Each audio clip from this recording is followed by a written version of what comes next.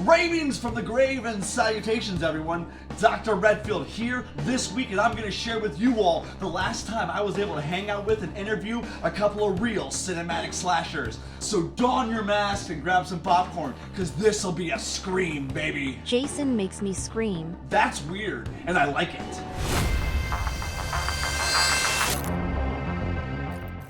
So in the past, I have had quite the selection of guests to join us here in our facilities. Zombies, morticians, vampires, grave robbers, you name it. Recently, over the holidays though, I got the opportunity to play and slay with a couple of true killers. It was only through sheer luck that Mr. Vorhees and Mr. Face could join me here in the studio at the same time. You tricked them. Yes, I tricked them by accident. We got to talk about horror movies, Ice Nine Kills, Kevin Bacon. It was totally worth it. And by the way, I'm sorry that you were not able to join us, Ripley. Maybe next time. It's for the best. I wouldn't have been able to focus. Mr. Voorhees always gets me hot and bothered. I'm not sure he's robosexual, but I can find out for you. I would gush like Camp Crystal Lake. Well, that's a visual, and before this gets any moister, Gross. Let's roll the tapes on the top 10 questions with horror movie slashers that will rot your brains. Slasher gifts. So it's officially December and the holiday season is here, and I want to ask you guys, if someone was to break into your house late at night and was to leave something for you underneath a dead evergreen tree, what would you want it to be? Sydney in a sack hung from the fireplace with care. Festive! I'm not sure if I can do that, but I'll look into it. You? Big new stabby pointy thing, check. Favorite holiday foods? Still. Do you care to elaborate? Nope. Oh, okay. Next. Oh, I'm just gonna put you down for favorite holiday drink. Alright, so now for my favorite part. Favorite holiday song, you guys wanna sing with me? Nope. 'Tis the season to be jolly.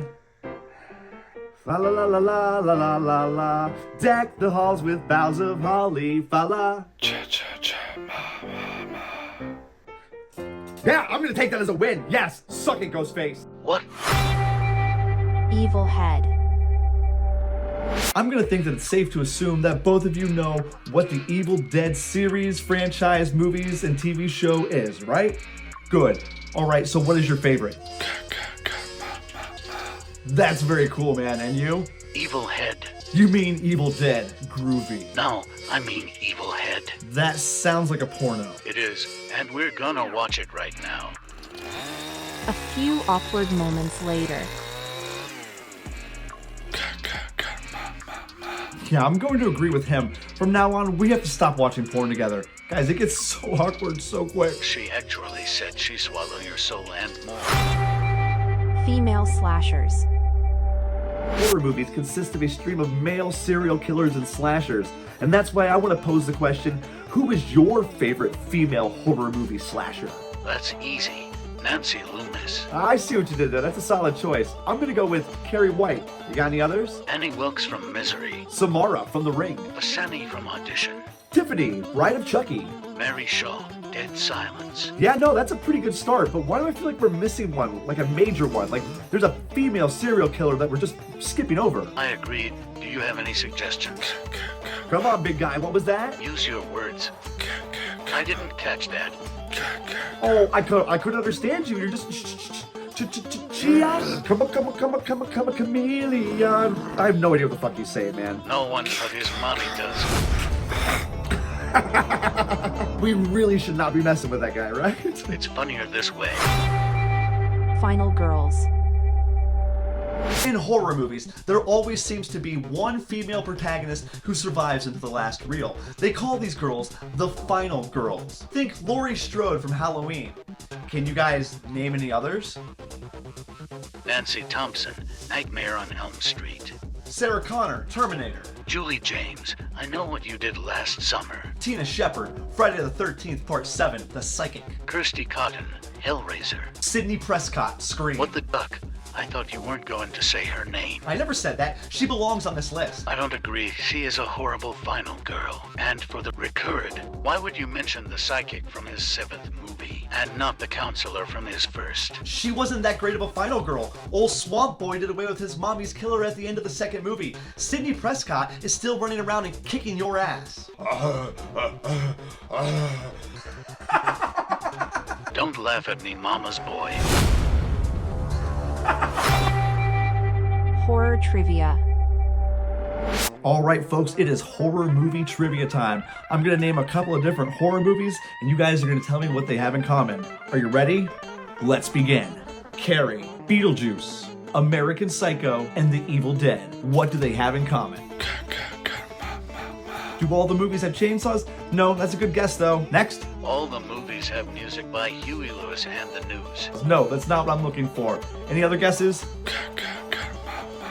No. People die in all the movies. Yes, I mean no, but All yes, the movies no, were from the no, last century. no, stop, no. I've seen all the movies. Oh my God, stop. Neither one of you are even close. They were all musicals. That's what they all had in common. They were all musicals. You forgot Human Centipede the musical. All right, then please tell me this. How is one supposed to sing for a musical when their mouth is sewn to somebody's asshole? It's called rectal trumpet singing. That's the fucking worst. It's a new technique. Favorite horror movie. The band Ice Nine Kills has a concept where on the last couple of albums, every single song is about a different horror movie or novel. With that in mind, what horror movie would you guys like to see Ice Nine Kills make a song about next? When a stranger calls. That's pretty good right there. You? He's not going to answer. Give him a minute. Come on, big guy. I'm gonna guess Mommy Dearest? Doctor, what's your favorite scary movie? I'm gonna have to say Idiocracy. That's not a horror movie. No, that is the most terrifying movie I have ever seen. Like, humanity is completely fucked, guys. Let's watch the movie. 2 hours later. Oh, see, I told you guys, that was terrifying, right? No. Ice Nine Kills would never make a song about that. Well, they should. It's got what plants crave. Electrolytes. Spencer loves songs. So I'd like to put forth a fan theory that in the last Ice Nine Kills music video, Spencer Charnes was actually killed at the end. Spoiler, just kidding. What is your theory? So what do they do for the next concept and theme for their next album? Spencer needs to be resurrected and brought back from the dead, and the next album is him singing love songs as a zombie. Ice Nine Kills zombies. That's interesting. Now I have one question. If one was to make love to a zombie, is that considered necrophilia? You guys are the fucking worst. Ice Nine Kills touring. My favorite band, Ice Nine Kills, has toured with some amazing bands in the past. 2023 was a scream. So now I've got to ask, who would you like to see them tour with next in the future? He said the first Jason. Okay, I can see why you could say that. You know, I've actually seen him open for them before. It was a really cool show. You? Nick Cave and the Bad Seeds. Yeah, they do that song Red Right Hand. Ice Nine Kills actually uses that as the last house song they play before taking the stage live. I couldn't tell you any other songs from them though. And what about you?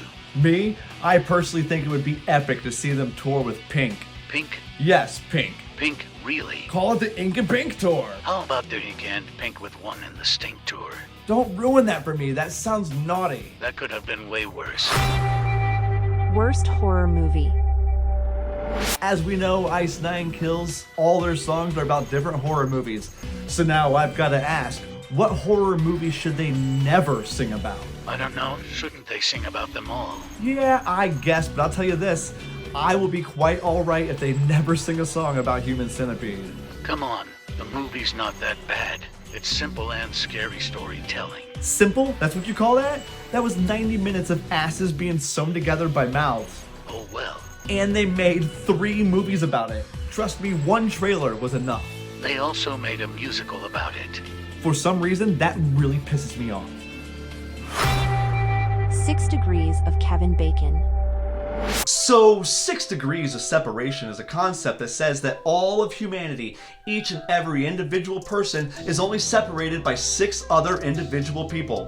One of my favorite variations of this game is to play the 6 degrees of Kevin Bacon. It's a great way to get to know someone. For example, I am 2 degrees of separation away. I know Tom Savini, and Tom Savini worked with Kevin Bacon on Friday the 13th.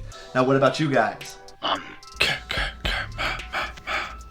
Very good. You know your mom, and your mom Ectheme, and Friday the 13th. So yes, 2 degrees of separation. And you? 0. 0. What the hell do you mean 0? 0 means you're Kevin Bacon. I swear to God, if you pull that mask off and reveal yourself to be Kevin Bacon, I'm gonna freak the fuck out, man. Footloose. Footloose. Kick off your Sunday shoes. The top 10 questions with slashers to rot your brains. You all see, that was a terrifyingly terrific time, and I will do anything I can to get those 2 back in the studio. But if not them, then trust me, I have plans for some very special guests for in the future. If there's any horror icons that you would like to see me rot some brains with, let me know in the comments below. Lizzie Borden. I like that, but they must be living. Mr. Vorhees was not alive, and Mr. Face always dies. I'm sorry, let me rephrase. We must have access to all corpses and bodies of all potential guests on the show. I will work on that. Now I'm intrigued. And because she said dies, that'll be our time for this week. As always, I'm Dr. Redfield reminding you to play and slay and play until dead. So, should I bring up the celebrity obituary pages? No, there's no need for that. It's gonna take too much time. I'm just gonna grab a shovel. Perfect. Wait until you see what we're gonna dig up next, folks. Goodbye.